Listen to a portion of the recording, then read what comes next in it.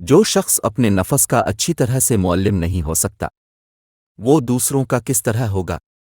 جب عالم زاہد نہ ہو تو وہ اپنے زمانہ والوں کے لیے عذاب ہے۔ مومن جس قدر بوڑھا ہوتا ہے اس کا ایمان طاقتور ہوتا ہے۔ قول بے عمل اور عمل بے اخلاص ناقابل قبول ہے۔ کفران نعمت اور خودستائی قرب حق کی ضد ہے۔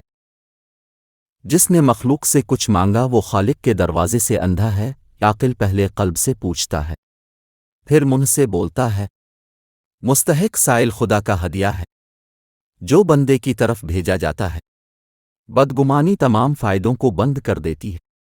بے ادب خالق اور مخلوق دونوں کا مطلوب ہے۔ اللہ کی اطاعت کو لازم کر، نہ کسی سے خود کھا نہ تمارک۔ ساری حاجتیں اللہ کے سامنے بیان کر، اسی سے مانگ اور اس کے سوا کسی پر بھروسہ مت رکھ۔ حسد ایسی بری شے ہے جو ایمان کو کھوکھلا اور اللہ کی رحمت سے محروم کر دیتی ہے۔ رزق کی وہ فراخی جس سے شکر نہ کیا جائے اور معاش کی وہ تنگی جس پر صبر نہ کیا جائے۔ فتنہ بن جاتی ہے۔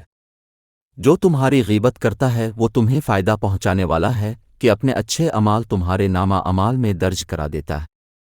دنیا جیب میں رکھنے کی چیز ہے، ہاتھ میں رکھنے کی چیز ہے، لیکن دل میں رکھنے کی چیز ہرگز نہیں۔